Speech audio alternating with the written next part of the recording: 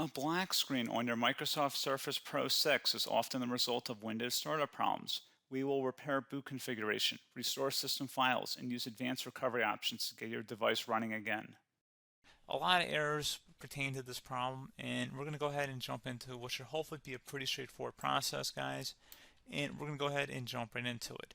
First thing I'd recommend doing would be to actually go ahead and boot to the troubleshooting utility on Windows 11. So if you do a hard power off 3 times in a row, Windows should automatically attempt to launch the startup repair utility. And if it doesn't find anything, it will give you the option to select advanced settings, in which case it will take you to a screen that looks like this. Now, if it does not take you to a screen that looks like this, or you're unable to get to that, you can also download the Windows 10 Media Creation Utility, or Windows 11. They probably will make a creation utility for Windows 11 at some point. And it doesn't really matter, you can actually run the Windows 10 utility on Windows 11 as far as I'm aware, and you should be able to run the troubleshooting utilities built in within it. So you just would go ahead and download it to an ISO file and then burn it to a DVD or USB. It'd have to be about 4 gigabytes or more. It couldn't be a small USB flash drive, and it couldn't be a CD. It'd have to be a DVD. And then you boot your computer from it. So depending on the computer manufacturer, you'd have to tap a different key on your keyboard in order to launch that menu, in order to select what boot drive you want to go off of. So it could be anything between the escape key, F2, F8, F12, for example, and those are the function keys on the top of your keyboard. So you may have to just do a little bit of trial and error. Shouldn't take you more than a couple minutes. Googling it would probably be best before you even begin. But anyway, we're ready to go ahead and jump right into it. So we're on the choose an option page. So these will look very similar whether you're booting from it directly within Windows itself, or if you're plugged in a USB flash drive with the media creation utility installed and you selected the recovery option. So when you are setting up your Windows 11 installation or Windows 10, depending on the drive you're using, there should be an option to repair your computer in the bottom left corner of the dialog window, one of the first screens that comes up. You go ahead and select that, and then it would take you to a troubleshooting screen like you see here. And you want to go ahead and select troubleshoot, reset your PC, or see advanced options. And then there are going to be a whole bunch of options in here that we're going to explore in today's video. The first one, we're going to actually go underneath advanced options and then select startup repair, fix problems that keep Windows from loading. So go ahead and select that first.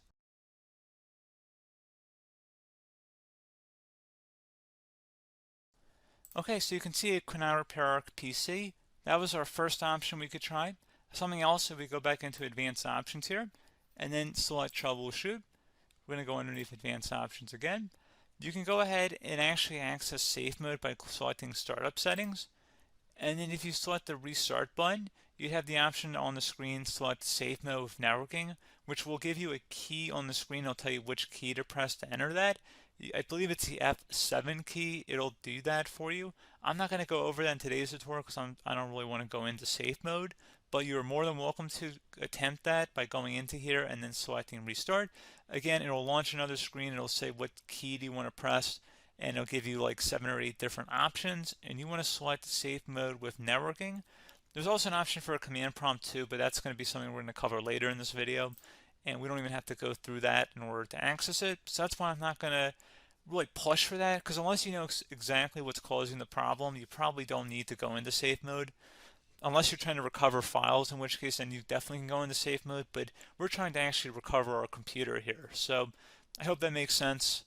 Something else we can also try here as well would be to uninstall updates, remove recently installed quality or feature updates from Windows. So if you go ahead and select that, you can uninstall the latest quality updates, which generally is the more day-to-day updates.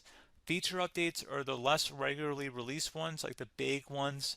I would equate it to service packs in like Windows 7 and Windows Vista and Windows XP. So larger updates that occur once or twice a year at most. And the quality updates are more just a regular update. So probably obviously depend, it'll take longer if you're going to try and uninstall the latest feature update versus quality update. And maybe you don't need to go back that far. So just giving you guys a couple of pointers with that. Something else you can also look at here, and we're going to jump into the command prompt in a little bit, but you can select System Restore, which will use a restore point recorded on your PC to restore Windows. And this is something I would highly recommend here, guys. So select Next. Assuming you have a restore point saved on your computer, you go ahead and select the most recently created one, and you'll select next, and then you'll select the drive. You shouldn't actually have to select the drive. You can scan for affected programs, but we're going to keep it all default here, and then we're going to select finish. So once started, system restore cannot be interrupted. Do you want to continue? I think we're going to select yes. I don't think we have anything better to do on our computer right now, so just give it a moment here to initialize. It will take a couple minutes to run, obviously depending on how large your hard drive is and how much is saved on the system restore point. So just give it a couple minutes here.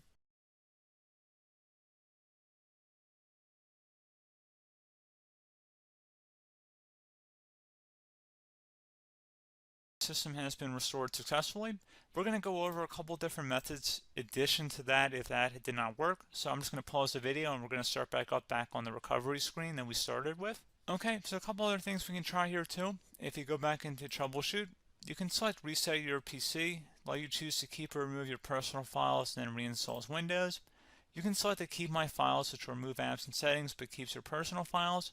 You can also select remove everything, which will remove all of your personal files, apps, and settings. So this is more of a factory reset, the second option here. First option, it should not delete all of your personal files. However, it will pretty much clear most of your programs, and keep in mind, there's no guarantee that your information, number one, is even still available and easily recoverable on your computer to the point that you actually would be able to recover anything. And the second point is that there's always a chance that it won't actually recover and it will just do a factory reset anyway. So there's no guarantee that actually would keep your files anyway. So I would recommend trying to get a recovery tool and backing that up first before selecting it anyway. But again, those are a couple different options. And then something else you can try here if you go back to the choose an option. Another option, if you go underneath choose an option and select troubleshoot, advanced options, and now select where it says command prompt.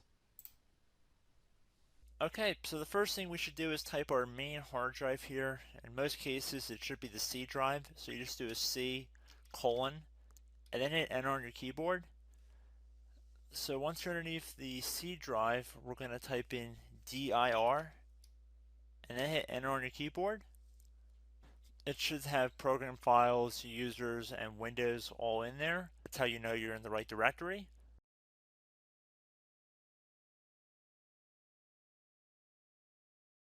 In some cases, it might be the D drive as well, so just keep that in mind.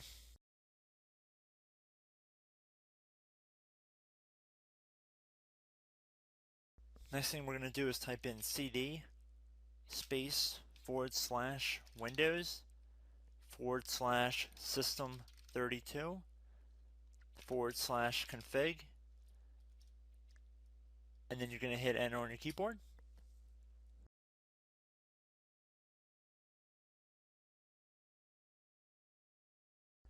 So now you're going to type md space backup. If you've seen other tutorials, it might also say to put down md backup. That's because the backup name is pretty common when you want to back something up. So you can name this whatever you want, doesn't have to be backup. So if you've already made a backup folder in the past, you could do backup 1, for example. So once you're done setting the name you want the backup to be called, hit enter on your keyboard again.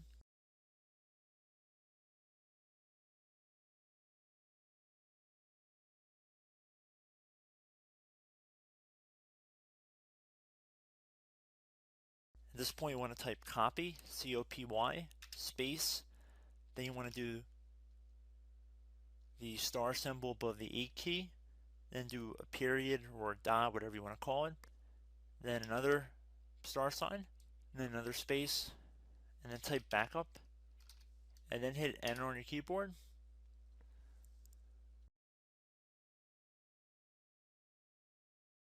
Now you want to type cd reg back, REG BACK, and then hit enter on your keyboard.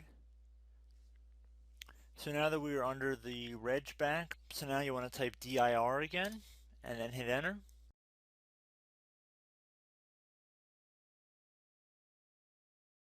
So now at this point we're going to type copy again. So copy, space, star sign,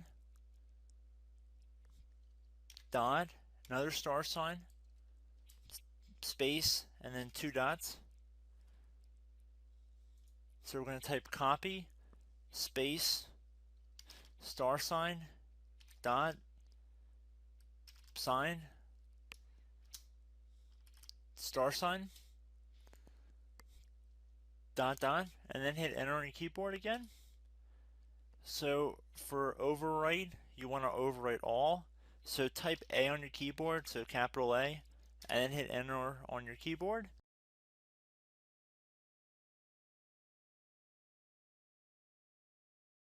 So at this point, you should be good to go. You can close out of the command prompt window, and if you accidentally continue to Windows 10, you should be all set. So I hope one of these 3 or 4 different methods we went through in this tutorial helped you guys out.